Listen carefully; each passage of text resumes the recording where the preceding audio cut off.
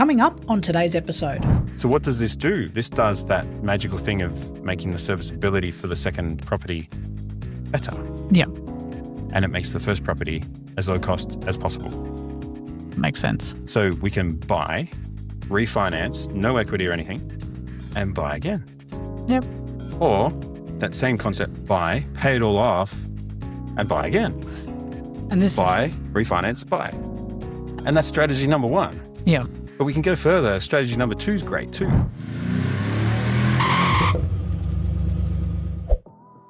Dodgy advice and bad decisions can cost you big in real estate. We're here to make sure that that doesn't happen. Welcome to the No BS Real Estate Podcast. I'm your host, Jo Agresta, and it's time to take control of your property journey together. Hi, I'm Aaron Whybrow. I'm the General Manager and Strategic Mortgage Broker at Strategic Mortgage Brokers. Today we're talking about self-managed super funds and all things of lending and how to get it structured right. Welcome back, everyone, to the No BS Real Estate Podcast, your listening how-to guide to the Aussie finance and real estate market. I'm your host, Jo Agresta. Now, on today's episode, we're unpacking using your super to buy property, and specifically SMSF lending. And this is one of those topics that sounds really exciting on the surface because people hear you can buy property through your super and immediately think, hang on, why am I not doing that? But as always, the answer is not that simple. So today we're going to unpack who SMSF lending actually suits, who it does not suit, how it works, what people misunderstand, and what costs actually look like. At the heart of this all, we have Aaron Whybrow from Strategic Mortgage Brokers to break this topic down for us. Now, if you missed it, he hosted a huge webinar on this topic a couple of weeks back. Packed with information. I think there was, like you said, 150 people turned up. Plus, kudos to you. This is such an important topic. And then when we chatted about, what do we talk about on this next podcast? We were like, SMSF lending. Yes. So thank you, Aaron, for coming back on the show. No worries. It's good to be here. I always like to share information, see where it can go and what people can do with it. And hopefully they engage with the right people to get it done and build their wealth. Oh, 100%. It's what it's all about at the end of the day. It's the biggest topic at the moment in market is generational wealth, long-term wealth, how to build it, how do you grow it, how do you start? Yep. And SMSF is one of those tools where I think people either hear free money, right? They go, oh, it's free. I don't have to put a deposit down. And we need to kind of debunk some of the stuff that's like, assumed, and then what is correct, what is wrong, what is right, and how they can actually access it. And for those that don't know, Aaron's actually been on the show before, and if you want to go check out his first episode with us, go have a look. We just unpacked so much, and that's why I wanted him to come back and say, the most practical person that's going to do this from a lending perspective, from Strategic Mortgage Brokers. He's built so much since then, so it's a lot's changed for you in business. Yeah, absolutely. So it's really positive. It's good to see, and it makes sense now how far it's come, it's the natural progression, I feel, for what we talked about back then to see it come this far where now you've got how many lenders with you or how many brokers are? So our team is built up. So our business is built up. We want to spread the word far and wide. We want strategy. We don't want just the transactions, even though as a broker, we make a lot of money out of transactions and they make the world run for us. But we do need to look about what this transaction is going to do to affect the next one. Yeah. And if we know that this transaction is going to affect the next one and the next one, we now know how to plan that out. The person or audience that's come to talk to us, we now know, is it SMSF? Is it personal lending? Is it companies and trusts?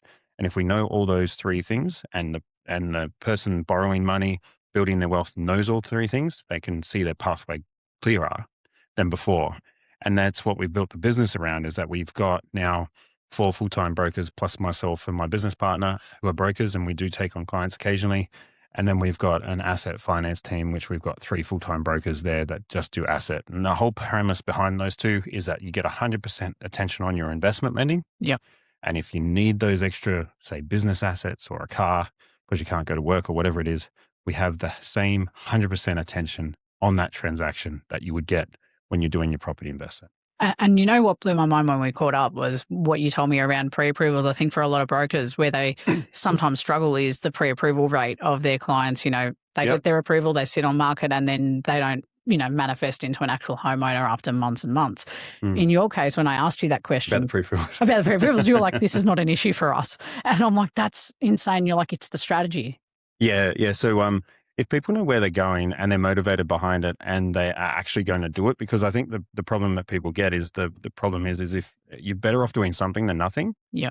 You got to do the right something, but so don't get me wrong about taking the wrong advice because that can set you back. But you got to do something other than nothing. And then if you know where you want to go and you know what the problem is that you've got and you know that you can't retire with this or retire with that, or you know your mortgage is costing too much or you need to debt consolidate or you need to, or you don't know how this works. If you do know how it works and how it fits into what you have as a problem that you need to solve, that's why I know with ours, we do get pre-approvals, right?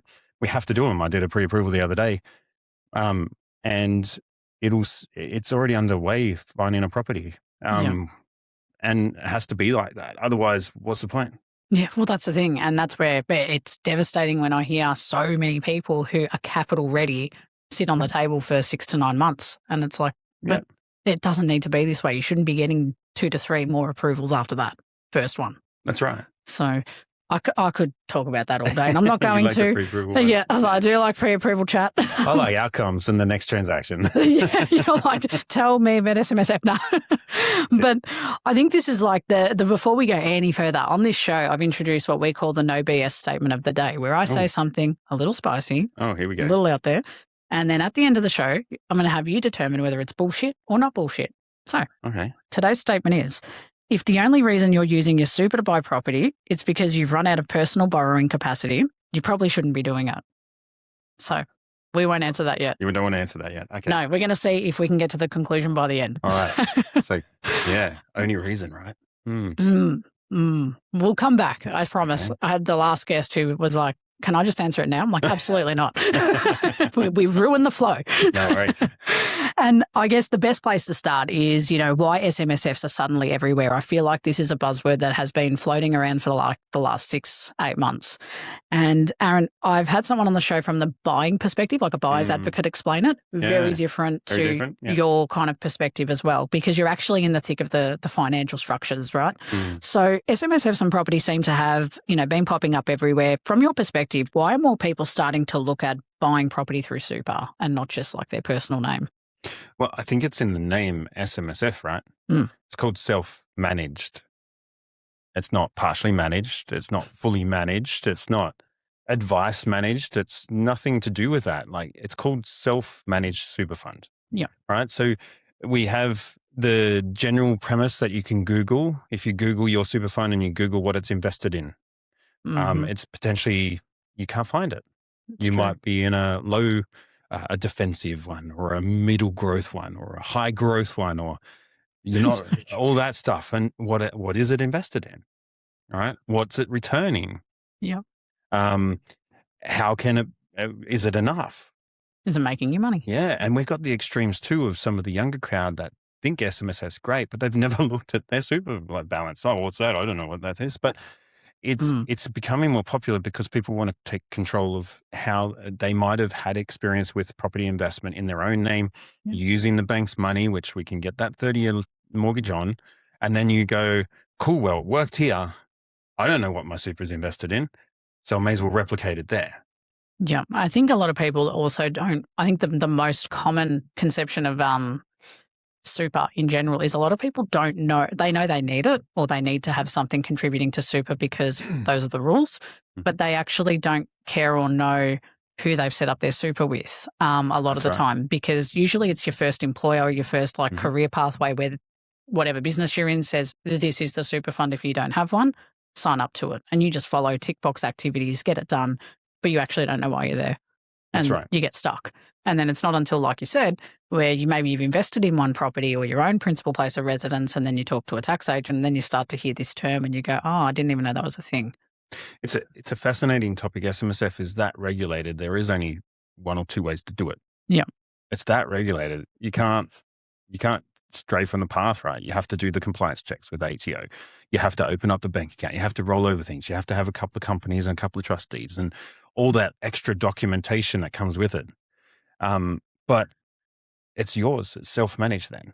Yeah. You've got to keep compliant with everything you do with super. You have to have an investment strategy. You have to have more than just property. You have to have all this stuff sorted out so that you are compliant. And in the end, it's just a tax haven, right? So it's for your retirement, and the government's purposely made the tax more beneficial in super than outside of super because you're building for your retirement. Yep. Makes sense. And I think when someone first says to you, I want to use my super to buy property, what do you usually need to clarify with them straight away? Their goals. Why? Why really?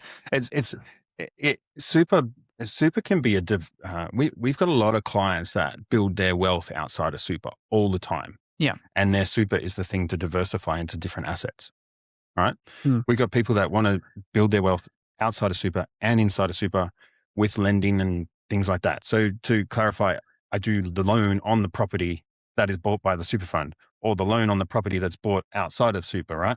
So it's always attached to a property. Yeah. So people may not want property in their super. People have had success with it outside of super, so they put it in super as well. Yeah, it makes sense. If they just want to buy property because they want to buy property, or they want a loan because they just want a loan, or any of that stuff, we need to know why, because otherwise it's a butt ton of paperwork. Yeah, it is. Yeah, and it's a big process to kind of transition out of that. So I understand why you start with the goals. So like when you've got clients that have come to you to think about this, what are some of the goals that they're throwing out there typically?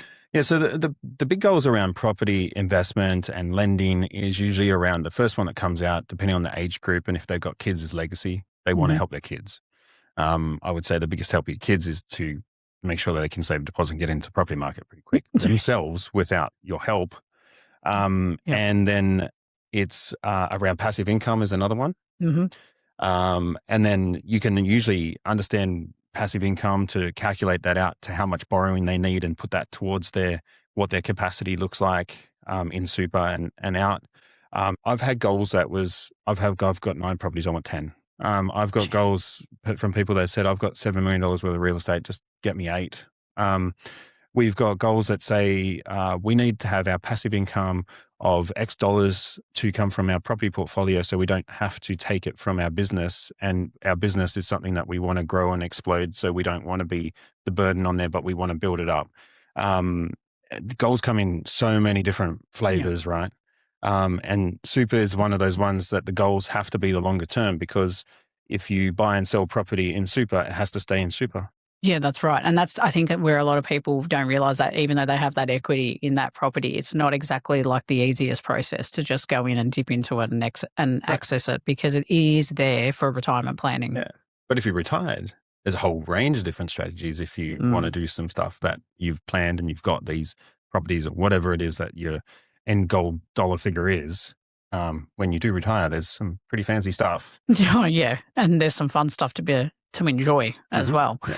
And I think, going into this, like it's a perfect segue because, it's the free money myth. Yeah, because I feel like SMSF, like when it's marketed a lot of the time, it almost seems like there's, I don't have to save for that deposit. I can access my super to do this, right? And I could do something like a self-managed super fund, but I want to demystify this a bit. So can you explain in like normal person language for the layman's what an SMSF actually is and what it changes when someone moves from the regular super fund into self-managed? So a self-managed super fund in the area that I work with lending is set up with 2 companies. One's the superannuation corporate trustee, and it's trust deed. Yeah. Commonly you could say trust fund, but it's in super. So it's regulated by the Super Act, and that's where your money usually arrives when you move it from your retail or industry fund into the SMSF. It sits within the SMSF company and deed. It has a bank account. You have access to the bank account to pay for the expenses of the super fund and what investments you want to go after. Then to borrow money, they have to set up another company called a bear trust company. And then for every property you buy and lend, it has to be a bear trust deed. Right. So it doesn't really put it in layman's terms, but it's a double company, double trust environment. It takes a little bit of time. It has to be set up by other professionals other than a mortgage broker. So I do the lending inside of it. Yep. Accountants come in to help with the structuring. financial planners can come in to help with any of the advice and other cash flow assets, other things that you want to do, insurances, all the things that are compliant ready for you. So the accountant, financial planner, and then you need someone to find the property too, because if you have 100% of your time finding property, go for it and you search for yourself. But if you don't, you need the professional to help you with that too, because it is your super fund. And if you amalgamate all those professionals together, hopefully in separate different companies, I have a pet bugbear of one-stop shops as well. And that would help you get the right outcome for the right lending, the right structure, the right assets, the right compliance, all that stuff sorted out. So you don't need to understand the double company trust thing. You just need to have it.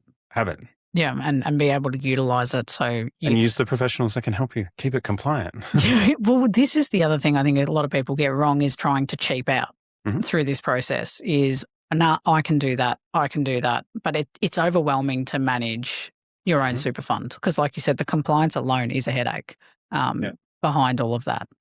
I live and breathe it. I've got multi-property super fund. Yeah. I know it. I breathe it.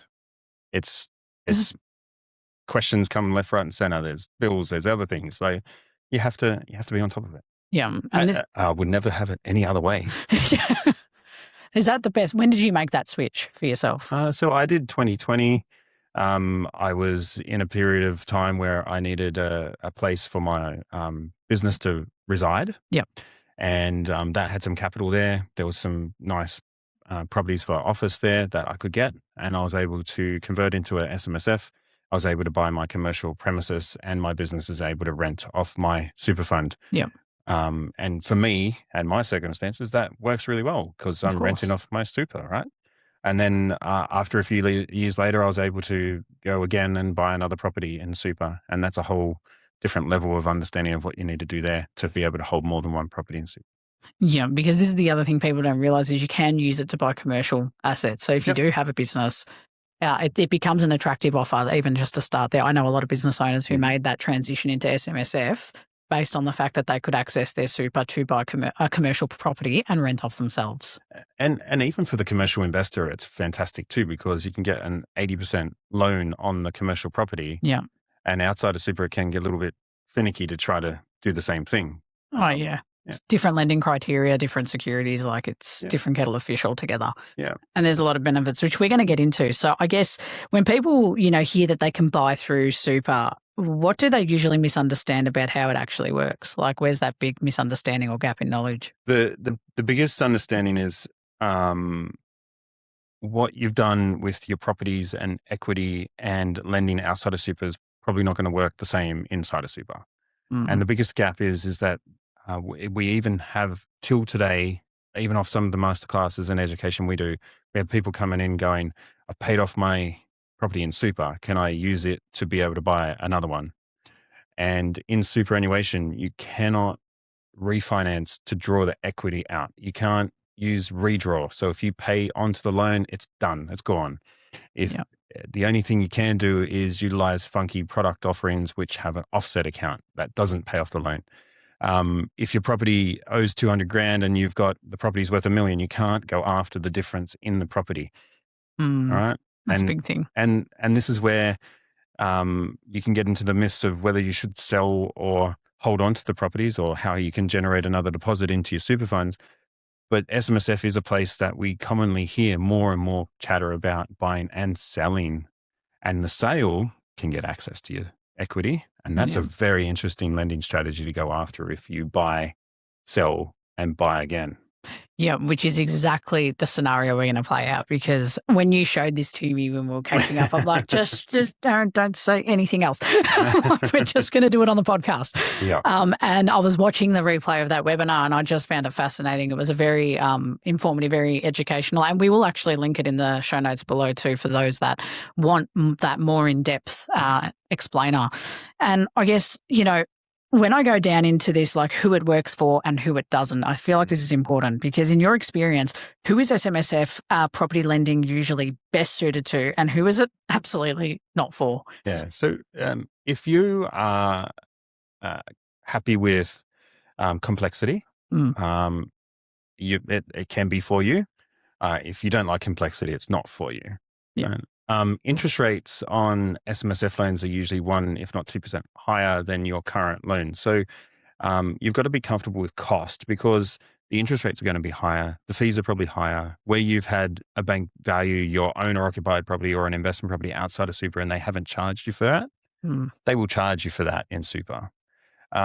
Fees in some circumstances on the application fee can be a percentage base of how much you're lending, or it can be a fixed cost depending on the lender. So there's well and truly over 10 to 14 plus lenders out there on SMSF, but they're never the major banks. No, I can't imagine that. You've got to have a balance to be able to pay the deposit. And that can be a kettle of worms about how much deposit you can do because some of the rules around lenders have changed even as late as last year. Late last year, the rules changed a little bit with 2 lenders on the minimum amount of deposit. Yeah. So we've got to think about the SMSF is an area where you're only putting 12.5% of your income as super guarantee or whatever you can catch up or bring forward and all that is other contribution terms that are out there. So if you got to have a reasonable balance to be able to do it. And it's got to be reasonable to the type of asset you have a risk appetite for. Yeah. So I don't have a restriction on how much you have in super because there's lenders that don't care how much you have. But there are lenders that do care. And if we take a rule of thumb on some of those lenders, we're looking at 150 combined or more. And I'd even go to say with some assets out there, 600, 700, 800, even $1 million, you're probably going to have to be pushing more than 200, 250 grand in super to be able to go after a decent property. That can be up to other advisors that you have to see where it goes. Property, the type of property going after, the type of buyer's agent, the accountant, the planner, whoever it is from there. But from a lending point of view, we can lend a 30-year mortgage with minimal super and away we go. You've just got to be able to handle, in the main, most lenders will lend you 80%, but there are a couple of lenders that came out that are really ninja that will lend to 90% for residential and give you a 40-year loan term. Well, that's actually pretty decent when you think about it that way. And there's no mortgage insurance or risk fees on those 2 products. Yeah, which is insane, like when you think about it that way. And I think when you have you ever had clients that have come to you that basically it just doesn't suit them or that they've gone, oh, it doesn't work out? Yeah, so people that can understand cash flows, I think the basics with anything is that you might be able to borrow the money. You might be able to do absolutely everything that we're talking about or listened even on your podcast. You might be able to do it. But if you can't manage the cash flows, you can't do anything. No, it's a big part of it. Yeah. Cash flow, like I always see property investing as a business. So it's like you see it as you're setting up a business. Your business needs to run and operate. There's operating costs and there's, sales costs and everything, all of that. That's very similar to property investing if you're going to do it. It's set up like a business. Yeah, so people that come to me, they just want to do it because they just want to do it is not a reason to do it. Yeah. So understanding cash flows, knowing what you've been doing. SMSF is really cool because it's usually needs a balance, as we just spoke about, right? So the benefit is that you've been able to save a balance of super. You can combine it with your partner. You can combine it with up to 6 people, right? That's what the law says. And combine forces and go buy property and invest in art and other things that you may not be able to do right now. But it needs a deposit. Yeah. And usually because you're only saving 12.5% of your income into super, usually you have to have some time and you usually have some tenure and experience and other investments that you've done that allows you to understand the cash flows and things. And this complexity environment of super becomes everyday bread and butter for you. Yeah, because like someone as young as 21 has not built up the super from a part-time job to be able to qualify for this yet. Yeah. But take someone in their mid-30s, if they've had a decent job or they've put extra super into their industry super fund and they've got a partner, let's say, then they're definitely in a position to to have a look. And that's what we're seeing. A lot of people around that 30 to 40 mark it's getting more attractive. It's not an end of close to retirement structure that's being talked about these days. It's actually getting more and more popular at the peak of your income versus the end of your career style structure. Yeah. There's about 650,000 SMSFs out there with 1.2 million members, which sort of indicates that it's usually a couple team. Yeah. And it's had some growth, but I think it's got a lot of growth to come. Yeah, it does. I think this is just a space where it's getting warmed up. It's just being talked about more. Mm-hmm. And then what we're going to find is, I think the people that are setting up these super funds now, these SMSFs now, by the time they have kids that are, of mature age, that's what they're, like you said, they're doing it for. So they've got something to start strong in a trust fund pretty much from day one when they're 18 and they want to buy. Yeah. Yeah, which is interesting. It's like it's like super fund if you want transparency, right? Self-managed, you know where everything's invested. So there's only one person to blame. Right? You don't have to worry about the high growth, big growth, defensive asset stuff. You know exactly where your super is. And the cost of super funds, like you don't pay for you might pay an admin fee or something out of your super fund right now, but when you get your annual tax bill for an SMSF and you haven't had that sort of tax bill before, that can be a little eye-watering. Like, yeah, it can be cry-worthy. Yeah, but that's just part and parcel of it. Yeah, well, and like you said, I think who it's not suited for, it's like if you aren't comfortable with being uncomfortable around this stuff. Yeah. And there's other things that you can't do. You can't buy vacant. You can't get lending for vacant land. You can't transfer residential property into your super fund. You can't develop stuff in there. If you want to do all those active management stuff for your properties in an SMSF, don't. Like, it's not going to suit for you. Yeah. There's funky stuff that you can do with commercial, but in the main, if you want active management, you're probably better off just buying the property and letting the market do its thing. Yeah, and I think that's a really clear distinction because property equally, like you said, this is what you were referring to about working with the right professionals. Like if you sit down with a buyer's advocate and they talk to you about your property goals and why you want to get into property, because they have that discussion with you. If that goal is very different to how it's going to work in SMSF, like you said, you want to do active project management. Like, I want to be a developer and I want to go out and buy a development site and put 20 units on it and then I want to sell them off. That doesn't need to be done in an SMSF. That can't be done in an SMSF. We're not looking at that structure. But if you're saying I want to set up my retirement, I want to be able to retire by the time I'm 45, 50, maybe SMSF could be suited to you depending on many factors. That's right. And I think that's where I try to differentiate myself in the marketplace is that if you have gone to get a borrowing capacity from someone, how many numbers do they usually give you? Oh, it's not much. They usually give you one number, right? Yeah, that's right. This is your borrowing capacity. Here's your 600. Here's your million, right? Yeah. Can I tell you, you've gone to the wrong people. If they only give you one number, sack them, move on, because you actually need 3 borrowing numbers. Yeah. Because you're eligible for 3 borrowing capacities. One in your own name. It's a totally different superannuation borrowing capacity to your own name. So it's a total different number altogether. Yeah. Right? So now we've got 2 completely different numbers. And the other number is that you need the number that you can buy in companies and trusts or entities, I call it. Because it's no good having $1 million worth of borrowing capacity and saying, I want to do it in super, because you don't know what the borrowing capacity is related to. Yeah, that's right. It's no good having $1 million worth of borrowing capacity in super and you want to buy your own home. Yeah, yeah, true. Okay? Yeah. So if you've gone and got a borrowing capacity number done and you only got one, you don't have the whole picture. Yeah, no. And it's a good point because I don't think there are a lot of brokers out there that actually talk about these 2 numbers. Usually it's very stock standard on your normal personal name. That's the norm. So then you go down, how does superannuation fit into that? It fits into the whole thing, not just a thing. Yeah, that's right. It's holistic in your portfolio, basically. And I think that's where a lot of advocates talk about that foundational property being so important.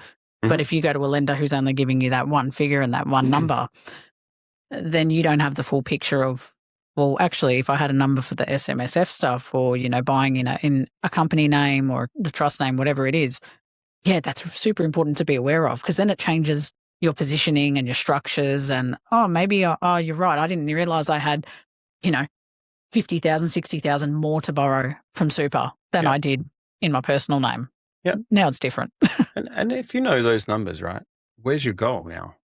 Yeah, well, that's true. It's like it shifts. The conversation opens up, and I'm imagining that you would find the same thing is when you start to lay those figures out. How many times have you seen your clients stop and think and go, "Hang on a minute, now I don't know." We have everything from no, I don't want to do that. Just do this. Yeah. To, oh, okay, What do Now I where do? do we go? Yeah. And that's the good conversation that we have. Yeah, well, this is part of like your strategy then to move them forward and explain exactly what we're going through now. I imagine this is just, like you said, you live and breathe it. This is what you're taking your clients through. And we're talking from the lending only perspective, right? Yeah. And it's such a big topic. Like, how do you go to multi-property? There's different calculators for different lenders inside of super. Some are more restrictive, some are less restrictive. And this is the thing with super, one of the big pros on super is that the lenders allow you to use what they call below the line or additional contributions, not even made to your super. So you can use income that you haven't even thought about contributing to super, as long as you've had the conversation and the lender's policies match. So if your super fund doesn't pass the servicing for a property, but you have surplus money in your own name and you're happy with that, lenders will accommodate that. If you have got plans to set up salary sacrifice and it just hasn't been done yet, but you've got this awesome property on the table that you buys a advocate's guide, like you can actually go to lenders that will actually use the future contributions that you're about to set up. Yeah, I love that answer to that too. It actually leads into a couple of things I wanted to ask, because if we look at how important things are like super balance, age, regular contributions, like you just said, risk appetite, and then investment experience when deciding, like how important are these factors in deciding whether the strategy is right for you? Is that the be all and end all? This is where you got to get past the transaction. Mm. All right. If the goal is to build your wealth, you potentially have to go past the one property.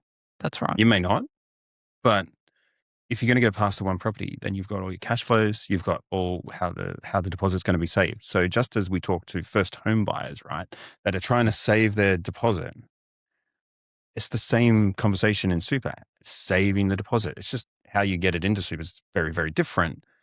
And then how much deposit you need is very different as well. So of course, once you go past the first property in super, it's like, where's the contributions coming from? How quickly does it come up? What's the return on how that all works? How does the lenders look at multi-property, right? Yeah. So one lender that is more restrictive might be great to use first, because they're not going to give us the extra borrowing capacity to go to the next one. And as long as you've got your cash flows sorted out, we can go to the most restrictive lender in super and then still go to the most lenient lender in super. And this is commonly talked about with brokers sometimes, is that you can go to the most restrictive you play with the tier 1 lenders, and then you go to the tier 2 and the tier 3. I think those are antiquated words, but the tier 2 and 3 are usually more flexible to give you more money. Yeah. There's a total different way that you can do your sequencing and structuring and stuff outside of super, but inside of super, that theory remains. You're going from the more restrictive to the more lenient, except all these lenders are non-banks anyway, except for one bank that just re-entered the market. Oh, interesting. So, and I'm sure we can't say their name. Oh, AMP Bank. Oh, there you go. Yeah. that wasn't hard. No. Yeah. But so AMP's re-entered as one of those lenders. Yeah. And they've got some criteria. Like as of today, they need you to have $300,000 of net assets in your super. They need to have the loan to be more than $300,000. They need to have 10% of the loan remain in your balance after the transaction. And they will not entertain a pre-approval at all under any circumstances. So it's got to be just conditional, unconditional from the get-go. Yeah. And that's for purchases and refinances. But they offer you an offset account and it's pretty good rates. Yeah. So there's perks. Yeah. Yeah, in exchange. But if you've got like a $200,000, $300,000, $100,000 loan, they're not for you. No, yeah, okay. It makes sense. And I think this is the perfect time where we do something called Reddit Real Talk.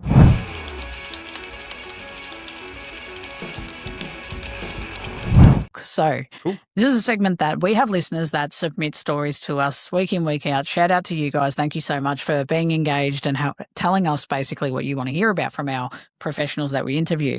And this one's really interesting. I'm going to treat it like a case file. All right. So we're going to unpack it. Now, this one here is from the Oz Property Chat, and it says here, "Hi all. I, 45 male, have a combined super of 540,000, 390,000 mine, and 150,000 his wife's, 39-year-old female. I'm thinking of investing 340K to buy a property in regional Victoria, buy an investment house for roughly 650,000 and rent it out till I reach 65. Is this advisable? Thanks." All right. There's a lot to unpack there. Let's treat this like a case study. First reaction, when you hear that scenario, what immediately jumps out to you? Got to do the borrowing capacity. Yep, those 3 figures you talked about. So, and not the 3 figures, but if you're looking at super, particularly with what they're talking about, I'd be looking at the superannuation borrowing capacity. Immediately. So can we actually borrow the money? Yep. Because having the balance in your super fund and not being able to borrow the money is going to prevent you from talking to the buyer's agent, prevent you from talking to the accountant, prevent you from talking to the financial planner, because a lot of people get it reversed. Yeah. When you are looking to do a property in a self-managed super fund, you don't have to talk to anyone else except for the broker first. You talk to the broker first, they give you the borrowing capacity that actually the bank will lend you the money to do it. That will validate your expenditure to engage the accountant, the planner, and all those people, because their costs can be anywhere between 3 and 15 grand to set this up. And if you spend that money and then you can't get a yes from the bank, what are we doing? No, it's the wrong way of going about it. And I'm not saying that we're advising anyone or anything. We're just this, in my company, for people doing an SMSF and stuff, we can run numbers, right? Yeah. And we can verify numbers like a credit manager would. We're not the credit people, but we can get in the ballpark. And like, if your borrowing capacity is 800 and you only need 500 to do your job, well, go and do your thing that you want to choose to do. Yeah, it makes complete sense the way you put it that way. And I guess, what questions would you need answered by the buyers, like in this case, before you could say whether that person is suitable for SMSF? So obviously borrowing capacity is fundamental, but let's say they could get that. What else comes next? What's their experience with property investing? So getting down to that nitty gritty of cash flows and all that stuff. What is their experience? Have they had it before? Is this a thing? What's their other goals with this super fund? Are they just building it up over time? Like 30 to 40 is a great age for self-managed super funds, because you've got like the 30-year mortgage could be paid literally, theoretically, on a numerical basis, paid off before you retire. Yep. Right. Not that that's something you might get a little bit more active with buying and selling, right? But it's a great time to think about it. It's something that you can't set and forget property. That is not the right word for property. Yeah. But it is a good thing that you can set and make sure it's all paid and things over the period of time. Yeah. It's so goals. Yeah. Borrowing capacity goals. And then in that kind of scenario, what could make it a smart strategy? And I guess what could make it what could make it a very expensive mistake in that contrast for this couple? Expensive mistakes are around non-compliance. Yeah. Because the ATO doesn't look at that very nicely. Oh, of course not. Yeah. It's not necessarily the wrong lender. So in my space, the lenders are pretty close to each other with a little bit of different capacities and stuff. From a compliance point with the lender is making sure you've got enough cash reserve buffers to make sure that if you are paying the mortgage 4 days before the rent comes in, that the money is in the super fund. Because when you need to top up your super fund, it's a total different compliance nightmare than if there's some buffers in there. Yeah. We have some great legislation around payday super coming out at the beginning of this financial year, I believe, right? Which is going to be great for our SMSF lenders, because every payday their super is about to get into their account, which makes their buffers really, really cool. Yeah, of course. Even though we've got the negative of why the business owners don't want to do it, right? In my business, we do it on payday every day because it just keeps on top of things. Yeah. So super is great when you got buffers and you got regular cash flow. Yeah. Right. So if you do run into trouble like sickness, illness, job loss, employer not paying super, all those things, that can really screw the strategy. Yeah, of course. So buffers. Especially the one you said on employer not paying super. I had this for the first 4 working years of my life. She actually went to jail for it, tax evasion and super contributions. She wasn't contributing super. So every time I used to go doing my tax return, I was 18 to 23. I didn't know any better. I was like, oh, okay, I have no return. And I just left, not really thinking further into it. And it wasn't until, I changed jobs and I had a different employer that they said, your old boss. I'm like, yeah. And they're like, she wasn't paying your super. That's why we haven't been able to do a return. And I've gone, oh, shit, what happens now? And I'm like, did I miss out on all that super? And they're like, no. She's had to pay it back. So, and she's gone to jail. And I'm like, oh, shit, that's hot water.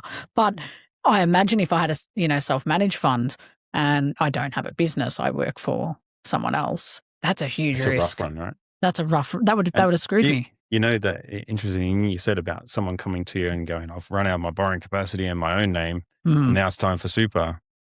Well, the cash flows that extend to how your employer behaves, how your buffers behave on all your properties inside and outside of super, and particularly with SMSF tonight, that whole conversation we just had. Yeah. Like, is it really cool to go after super if you've really capped out?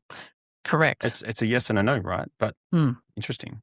That's what I mean. It's like, I really wanted to debunk in this episode the idea of, SMSF, this sounds like walk in the park. Lender wants their repayment. That's it. Correct. And you know that one of the cons or myths, beliefs out there is around, have you heard of the LRBA? I have heard of the LRBA, yes. So limited recourse borrowing arrangement. We talked about this, yep. Yeah, so it's there. It's a real thing, right? But it protects the self-managed super fund itself, right? So if you can have $1 million in there in your super and something happens to the property and the bank can't recover their money. Yep. They can't touch your super. But guess who they can touch? You personally. You personally. Yep. So in the lending terms is that's called a personal guarantee. So people that are happy to sign a personal guarantee, SMSF lending is great. So very, very interesting. It's still limited recourse, right? Not debunking that. But if you don't pay your mortgage, it's all bad. Yeah, well, yeah, of course. Yeah. Lender always wins. Pay your lender, let the property do its thing, and everything's phenomenal. Golden. It's like, and that's where, there's that secondary trap that if these people if they ran into this hot water and they do have an SMSF, there's complications with exiting out of that strategy. And that's, if we go down this personal guarantee and the loan documents and things, you know what the lenders do? They get you as a borrower and they rub their nose in it because you've got to get legal advice on the loan contracts. And when they want the legal advice, once you've exchanged on the property, you pay the deposit and you're a few days before settlement. Yeah, which is shocking. Shocking timing. That's not when you get legal advice if you talk to anyone in this space. But the fact that that's when they plan it for. Yeah. It's nuts. And obviously the advice is pay your mortgage, right? But not a solicitor. They're just saying pay your mortgage. Yeah, correct. And that comes back to the cash flows. It comes back to, are you capped out in your own name and this is a place to get borrowing? Is your employee paying it on time? Are they not paying it? Do you have enough cash reserves? And all that plays into it. And I'm not the person to make that judgment, right? No. Because we're talking about self-managed and it's called self-managed, not broker managed, financial planner managed, accountant managed. It is yourself. Yeah. And it's you coordinating all those professionals on the sidelines to make sure it is compliant. So while it's not you controlling it, maybe it is. If you've got the skill set and the knowledge base, maybe you want that headache, but it's how you coordinate all those professionals within that. That's super fun. Yeah. So, and thank you what else have we got to unpack on that one? I was going to say, it's interesting. Hopefully I haven't destroyed them from doing it. No, you haven't, not at all. And I think this is like one of those things that, there's nothing else that I could attack on that one. I think it's answered pretty well. Like, it's more about, it's their scenario. You'd have to sit down and do so much assessing, right? There's like more than one question about borrowing capacity. It's about goals. Like, you could lay it all out and it could work out well for them. But it sounds like from just surface level of what they have in their super, it's probably a viable option. It's definitely a conversation. Yeah. Like, if you've got 500, 600, 300, have the conversation, get the borrowing capacity done. Yeah. And then that you might be happy, right? Correct. I'm gonna go and talk to my accountant. Yeah. And then you talk to your accountant, you get freaked out and you stop. But you've spent maybe $200 to get the answer from the accountant instead of $5,000 to set up something that's not going to work. You might go further into it and you go, no, I don't like property in my super. I've got enough of it out. Yeah, well, that's true too. So it's like, I think you answered it well because your first reaction to that was borrowing capacity. Absolutely. So it's well answered. Validate your time, validate your money. Exactly. And there's no other way you could have answered that properly. So I think for these guys, it's like, even if they're entertaining it, they're going to somewhere like Reddit to validate their comments, which sometimes can be dangerous. Sometimes it can be decent. What would be a great comment to add into that? I've had my borrowing capacity done. It's great. I have this much money. We have good contributions and good cash reserves. Is this particular place good? Yeah. Or I don't have the right professional help me find property, give us some hints. Yeah. Stuff like that. Right? More pointed about their specific issue and like the type of asset. This is that other thing that from a property perspective, why, Aaron and I are saying get the right professionals is because the wrong asset Oh, Well, that'll screw negative, you. it'll screw you over. Mm. If you just wing the property purchase process under an SMSF, then your strategy's out the door. Yeah. Out the door, because there's way too many risks with buying crap property. It brings up the question, if I may, is that can you diversify can you have a diversified portfolio of many properties? Look, there are a lot of investors that I've worked with that talk about portfolio diversification a lot of the time. When I look at the diversification, it's not that diverse in terms of asset class. It's not like they have a commercial property and then they've got 3 resi properties. Some do, but it's far less common. When they're diversifying, it's usually because the strategy that they've chosen to go with doesn't change. Like you can't have a strategy for this house and then you have a completely different strategy. I haven't seen this often for a second house. Usually that's tied to strategy from the get-go. It's like, oh, you want to grow wealth and you wanted to have 6 properties in your name to get this much equity and this exit plan for 10 to 15 years' time. So this is the strategy. We're just collecting properties until that point. I don't often see much diversification, even though they say they want to diversify. Yeah. How about you? Yeah, have the simple diversification of different towns and states and That's all that about sort it. of stuff, right? Or maybe a unit or a house or a townhouse or Correct. stuff like that. And then you might get a little bit more adventurous with commercial. Yeah. But then what's next? And if we bring it back to super for a second, the ATO actually wants you to have a diversified fund, not necessarily all property or a diversified property portfolio in your super. They may want other types of assets in addition to your cash that runs the super fund. So this could be looking at like your stocks, crypto in some cases, whatever it is. But is that accurate? Yeah. So having something else other than property and cash. Yeah. Because they do look for it. I run a super fund. They do look for my investment strategy. And this is where like you might be able to set up with an accountant and a broker and a buyer's agent and get some property in there. But you've got to self-manage it. And if you can't self-manage it to meet the compliance things, you might need the planner to come in to help out. Yeah. And like actually tell you how to spend that money and improve. May not be immediately, but it is going to happen. Oh, yeah. Has to happen at some point if you don't want to, if you want to set up right, in my opinion. And I guess in this next part, I want to talk about the borrowing capacity trap. Ooh, okay. All right. So one of the big advantages people talk about with SMSF lending is, like you said, separate borrowing capacity. This is a big thing. Why is that so attractive for investors?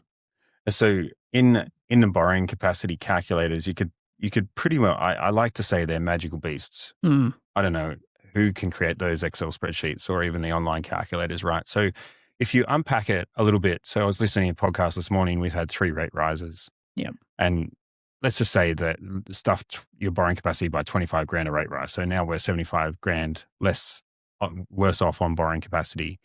And that's made up of like, you go to the bank, they're going to add 3% onto the rate they're going to charge you. Yep. So if you get 6, you're going to get charged, serviceability has to be 9. There are some banks that will do 2%, but then you've got your rental income. If you get $100 of rent, some banks will take $75, some banks will take $90. So there's another buffer on that. Yeah. Inside that amount of money, let's say it was $80, the council rates, water rates, all that stuff. Because if it's residential, you've got gross rent, and commercial, you've got net rent. So when you got gross rent, you've got your rates and your water and all that other stuff has to be expensed out. Strata fees, another one, which can come into the type of property you get, because now your $100 a week of rent is now being whittled away on the calculators and maybe $30 a week. Spot on. Right. So all these buffers in there. And then if you look at your personal land, you've got to live, eat, drink. You've got to survive. Eat, drink, and maybe not be merry at the moment with petrol prices or whatever it is that's going on. So all that stuff comes into it and they have mandatory minimums, not what your actual is. Yeah. So that's very different. So you might be on, let's pick on a $500,000 worth of income, and you spend, like if you were on 100 grand, the bank's going to say you're going to spend more than double what you're actually doing, right? Yeah. You can have the reverse. You can have a lot of people on 500 grand that have no assets and no nothing as well. But it's really interesting what the banks do in that buffer. So you got the buffer on the rate, buffer on your rental income, buffer on your minimum mandatory living expenses, other different risk ratios, like how much debt. So we're going to a particular lender. That lender may add back the gearing at the assessment rate. They may add back the gearing at the actual rate that you're on. It may treat the external debt with the 3% buffer. It may treat the external debt at the actual repayment or the actual payment plus a buffer. So the living and breathing of these magical calculators is what I do every day. Yeah. So why does super become so attractive? Yeah. Is that it ignores those calculators. Yeah. So if you've got your owner occupied and your investment portfolio and your companies and your trusts and all that other stuff, the policies say we don't look at that. Yeah. And this is where that. Right? Yeah. And if you've got some money in super that equates to a deposit of an asset type that you know and like and trust, this is really cool. Yeah, it's true. It's like this actually could work. Yeah. Yeah. And if you've done all the little things and you understand some of the stuff that your broker and buyer's agent and accountant are teaching you out here, and then you go, oh, this is getting up there. It's not a hard transition to think, cool, well, I only have 100 grand left in my own name and I got $1 million in super. This is an equation that works. And if you've got all the right checks and balances and advice and all that stuff, it could be something really cool to go after. Yeah. I like that too, because the borrowing capacity question, I think, is the most interesting thing, that when you say there's bigger borrowing capacity potential in super, which makes sense because your super contribution is, if you're in your 40s, for example, there's quite a lot of money in there, especially with 2 super contributions like that couple, late 30s, 600,000 in their super. Yeah, your borrowing capacity will be different. The calculators are still restrictive, right? They're still got to have the buffers. So a lot of them are 2% buffers. Yeah. So if you're going to pay 7%, you're getting judged at 9. A little bit more than 7 at the moment for some of the rates in super. But then they're still taking the adjustments for your strata and your 80% rents and whatever commercial, maybe 7% rents, or all these different little things. You can still do funky assets. You can do rooming houses and other things inside of super as well, but they're lower LVRs or loans that you can get on those assets. But it's a different beast. Yeah, it's true. Right? And with the additional contribution thing that some of the lenders look at is that if the super fund doesn't service, we can actually look at, do you have actually capacity as the directors of this trustee to be able to keep this super fund alive? Yeah. It's just, it's actually a very good point around, I think what I want listeners to kind of hear from this is not, okay, I'm just going to run and I'm going to do it. I think it's more about that assessing. It's like you got to have some checks, and this is where someone like Aaron can help you start that conversation, because you help them kind of unpack all of this when you start to sit down with someone who says, I want to explore SMSF. One of the first things you're doing is exploring, is that even possible? Yeah. So this is why I have Aaron here today, because I'm encouraging you guys, like I always say, it costs nothing to have a chat, to pick up the phone and have that conversation. Just do it. Like the worst thing you're going to hear is, hey, this isn't for you yet, or no, we could make this work, but here's how you have to make it work. Yeah. So, and I guess in the other realm here, like when does like that become dangerous, would you say, for these potential borrowers who are hearing, okay, this sounds pretty good. Like, are people using SMS lending to force another property purchase when the bigger strategy probably doesn't stack up in the long term, do you think? Yeah, people love that, get that bugbear, right, on property. They get their first one and they're now... obsessed. Yeah. Need to buy the second and third. And that's not a bad thing to harness. I'd say just because you can do something doesn't mean you should. Yep. I'm not sure whether that's hitting the mark on your question. It is, because I think it's the whole idea that people are hearing this and getting excited. Like they're probably listening to this episode going, this sounds like I could do it. And I'm not trying to discourage people from doing that either. I just want them to get it checked, right? But when does it become dangerous in that mentality of like, I just need this to buy. I've bought my first investment. I love this feeling. And now I've just found out that I can use it. We're going to force another one. We're going to force another one through SMSF. That's a yes and a no. Forcing is probably the word that would warn me away. Yeah, true. Doing it because it's our strategy and our plan and it's long term. Maybe forcing it. It's self-managed, right? It's up to you. Where I've seen it go wrong is around the job thing, around the super contributions if you are sick and ill and all that other stuff. So this is where those planners and insurance people come into it to have, say, income protection that actually has super contributions going in there to help you manage the property. The lender's going to ask for their payment all the time. Yep. Even if you're injured or sick or whatever it is, right? Sure. So where I've seen it go wrong is where people have to start needing to put more and more in there. You're sick and injured, employees not paying.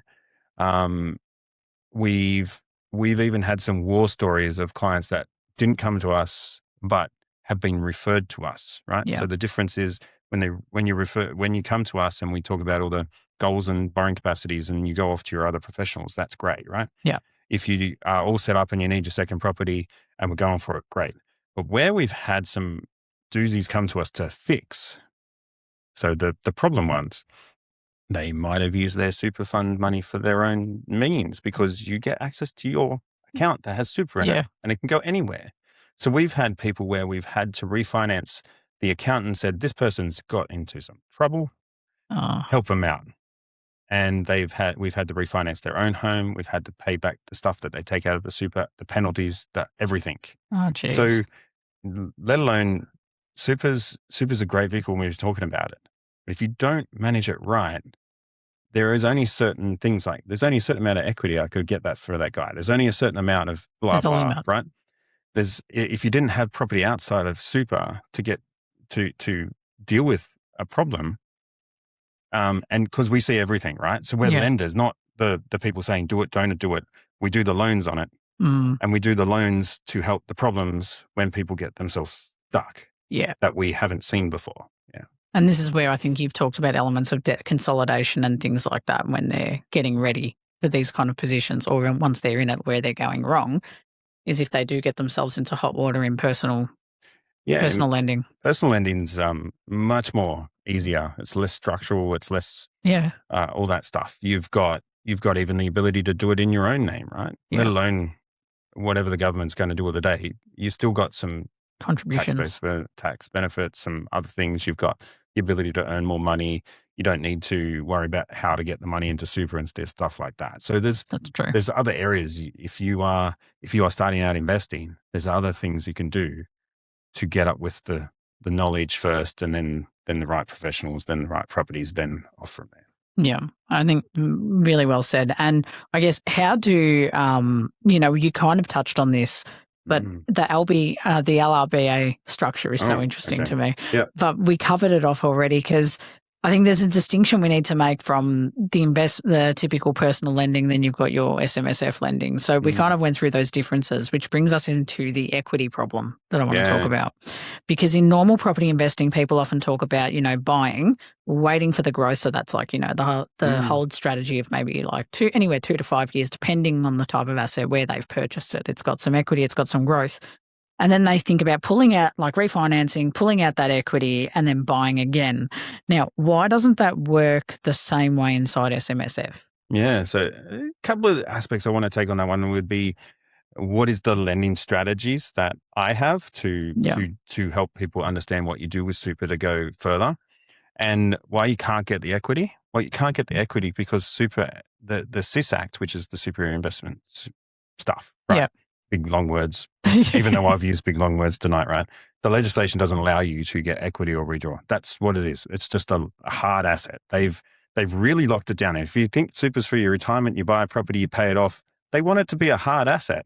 Yeah, because the whole point is when you retire, that is replacing, not replacing, but it's giving you that financial freedom at the end of the day. Yeah.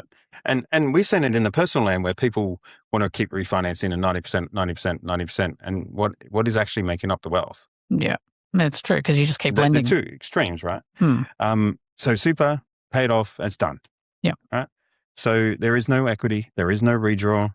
There are lenders with offset accounts, and they're powerful. Yeah, because they earn interest over time. They save interest. Save interest over time. Yeah. Yeah, and then that's where you get more benefits, you get more perks. But this is why I wanted to bring up the equity question, because it's a big thing. That's right. So how do we help with multi-property strategy or people wanting to do more with their super via the lending mechanism with no equity? Yeah. So we've got 2 distinct lending strategies that you can embark on. And these are purely not looking at property, not looking at where you want to go or goals or anything. So we can buy, we can refinance loans, because sometimes in super, the loans you have on the property may not be available anymore, and they might be out of control on the rate. So you want to get that rate down. I'm assessing one of mine at the moment. I could probably say 0.6, 0.7 if I refinance, right? Yeah. But I can't get any equity out. But I can fund the cost of the new product. So if there's a $1,000 fee or something, that can be funded in there. That's all I can do when I refinance. I can re-extend the term of the loan. So I can reduce the rate and I can re-extend the term of the loan. Yeah, by adding years to it. Yeah. I can even go to that more extreme measure. We can have a low loan to value ratio, refinance it, get a better rate, and even extend it to that 40-year loan term. Yeah, true. So what does this do? This does that magical thing of making the serviceability for the second property better. Yeah. And it makes the first property as low cost as possible. Makes sense. So we can buy, refinance, no equity or anything, and buy again. Yep. Or that same concept, buy, pay it all off, and buy again. And this buy, refinance, buy. And that's strategy number one. Yeah. But we can go further. Strategy number 2 is great too. That's right. So on a pure mathematical level, we can buy a property. We can let it do its thing because you've been advised by your buyer's agent, your accountant, candlestick maker, the buyer, whoever, candlestick maker, maybe the financial planner and the broker, right? So you've bought the property. It's gone up in value. It's a growth property, right? Yeah, now it is. And we've got a couple $100,000 owing on it, and it's now worth 800. And we've got, say, 30, 40 grand in our cash management account. Yep. We can't really buy another property. The property, let's say the property came up and the property manager pinged you on the shoulder and said, well, the kitchen's looking a bit dodgy. Yeah. Right. For super, you might go, that's a dream for another investor to come in to reno that whole thing, right? Yeah. But in super, I don't want to do that. So I'm going to sell it. Oh, interesting. So hang on, why? Because if you sell it, you can pay off the 200 debt and then you've got 400 grand of cash. Yeah. To spend again. To spend again. And because you're in a different tax environment, there's some different tax mechanisms around your capital gains and all that other stuff, right? So then you've now got a percentage of that 400, a lot of it. So now you can potentially divide it in two, go for 2 properties. Yep. You could get a bigger property. You could go commercial, or you could just scrap property altogether and go into other assets. Yeah, it's like, I'm just going to go on the stock market. Correct. Yep. A bit more passive. So that's the buy, sell, buy. Yeah. Now, I'm not telling you to sell your properties and do all that stuff. That's not my job. No, these are just strategies. To unlock equity where you can't get equity, you have to sell. Yep. How do these people get like multi-million dollars as super funds? They actively manage it like that. Yeah, it's like that's the environment that they keep it in and how they want it to play out within that structure. Yeah. And that's why it's super important that if you can make it work for you, what Aaron keeps going back to is self-managed. You've got to manage it. That's right. And if you manage it, it'll be good. Can be super. Super good. Yeah. Super managed. I love this. And I think, I'm a dad. No, yeah, but it's great. And it suits me. Yeah. And it suits our listeners because they're used to my lame shit. So I guess, what is it, what does this mean for an actual like strategy? Like, is SMSF property more of a long-term buy and hold play based on everything we've talked about today, would you say? Yes and no.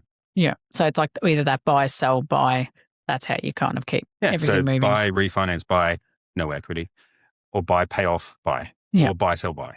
Yeah. So it's like, I can't really think of any other mathematical way of putting it, right? No, it's the most simplest way you put it to me. Yeah. So that's why when you said it, I'm like, yeah, this makes sense. Because it's your 2 main core strategies. You're not going to just be able to dip out that equity and go for it. So your long-term hold properties versus your growth properties, it probably doesn't matter which one you choose as long as it fits to your strategy. That's right. Right? Because I can't advise on property. I'm advising on the lending. Yeah. And I've got these 2 things that match what happens in the marketplace mathematically. Yeah. So you're looking at it from just mathematics. If they both match up, it's just a choice of, well, it's up to you which one you want to go with. That's it. But the maths works. Mm-hmm. And that's what I like about numbers. They're true. Yeah. So, can't lie. Yeah. And I guess the last part here I want to kind of get into is the cost reality, because a lot of people don't. This is where it all sounds good. And we go war stories of costs that I've gone through. That's you're correct. Then we just unpack your trauma on the show. All right, it's therapy session. That's right. You've got a pillow you can hug, so okay, cool. we're good. Now, in your webinar, you mentioned this and I thought it was good, right? SMS setup costs can be anywhere from $4,000 all the way up to $15,000, right? Now, that's depending on the structure, the advice needed, who you talk to. What are people actually paying for and what ongoing costs do they need to factor in this case? Yeah. So no, I'd say your ongoing stuff is anywhere between two, this is without negotiation or whether you want. Everyone can get their advice and get it down to peanuts if they like, but anywhere between $2,000 and $3,000 a year is your compliance and auditing costs, because I live that. Your setup costs, if you're going accounting, it's probably about the $5,000 mark. You could probably get some off or some more. Then if you want to put the advice on top of it to get all the other compliant measures and other assets and other investment stuff, you're going up to like the $10,000, $11,000, $12,000 sometimes. And then some people bundle in the first couple of years of compliance and it could be ending up to 15. But when you get what you pay for, right? Yep. And that's where I go. You get what you pay for. But you've got to choose your advisors the right way. So if your goal is SMSF and you want a loan that I can provide, that loan has to go on a property. That property has to be an investment property. Yeah.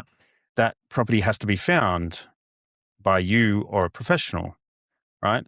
That SMSF has to be audited and compliant and all those nice things via an accountant. Yeah. That accountant has to be up with properties in that type of entity structure. That person has to be experienced in SMSF, right? So the broker has to be experienced in SMSF. The buyer's agent has to be experienced in SMSF in addition to you. And the financial planner has to be SMSF as well. Yeah. And happy with property. No, it's a huge thing. Yeah. And I think that's why I wanted to ask about the setup costs. So would you separate like ongoing management? I think you said $2,000 to $3,000 a year. Mm-hmm. But again, is that just for the bare, like that's your compliance cost? So it's when you're talking about setup costs in isolation, that's different to your ongoing, right? So ongoing, it's like the $2,000 to $3,000. Yeah. Setup is the 5 to 15, right? Yeah. And that's what you've got to differentiate. So if you have a fixed cost of $2,500, $3,000 or $2,000 to $3,000 a year, you've got to have your investments inside that super fund. If you've got something of anywhere between 150, 250 to 500,000, you've actually got to have it invested. Otherwise it's going backwards because that that $2,000 to $3,000 is not, you may not be getting that return on it. So you actually have to invest it because I've heard over the years, like SMSF's great, borrow, do all that stuff, right? That's good for the lower balances. SMSF's really great on the higher end balance too, because you go from what the investment costs management expense ratios to a fixed cost of your accountant and the investments you want to choose.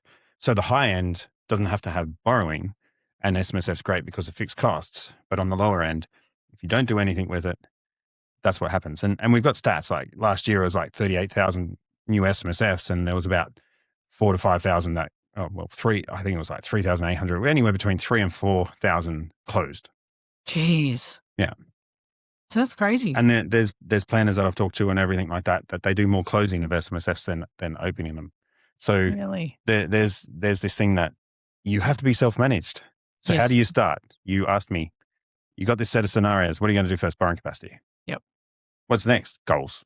That's it. That's it. And then it's a matter of, can you do it? Like, can you manage it or not? Correct. And do you have the And that's bandwidths? where the other people other than me as a broker come into it. Correct. Aaron, I can't believe it. We've talked so much about this topic and I love it. Like we've got way past an hour and I didn't even realize it. Blink and I miss it.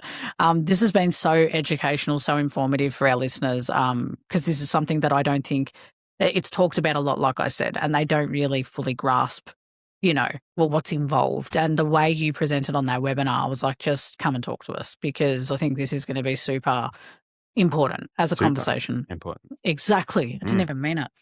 Yeah. I'll take that. But I can't let you go without returning to our no BS statement of the day. If the only reason you're using your super to buy property is because you've run out of personal borrowing capacity, you probably shouldn't be doing it. No BS or BS? It's no BS. Yeah. I'm going to go no BS because you've got to be careful with this stuff. I like that. what else? What's that immediate reaction? You've got to be careful. Expand on that. So if it's the only thing you can do to get a property and that's your pure goal, no, I'm not doing it. Yeah. Yeah. If you've got some self-managed stuff around that, Mm-hmm. I could you've got to challenge me to reverse my statement to do your borrowing capacity. Well, maybe that's the challenge for our commenters today. Go out there and challenge it and see if Aaron can do it. Maybe it's a competition. Maybe. But Aaron, one final wrap, question for you before we go.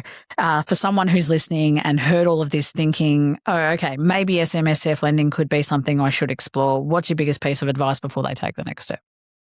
Biggest piece of advice: understand your super balance, understand what's going into your super, other investments that you've done and your experience, and then it's borrowing capacity. Yeah. I can't say that enough. Borrowing capacity. Well, was it borrowing capacity? That's right. Ah, okay. Yes. Yeah. Thought I missed it. Yeah.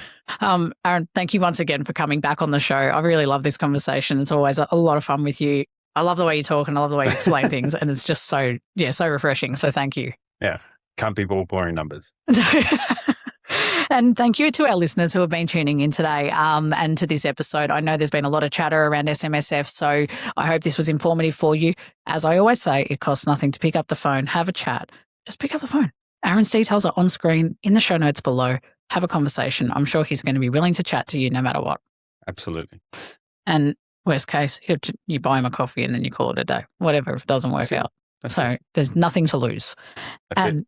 Look, let's go through this, next time with you guys. If you have other topics you want us to talk about, we've got our Reddit community that has now opened up. So go check that out. That's a place where you can ask questions. We've got some of our professionals that have been on the show that can also answer for you. Aaron will probably be in there if he's keen. But thank you all for listening today, and thanks for staying tuned on the No BS Real Estate Podcast. We'll catch you next time.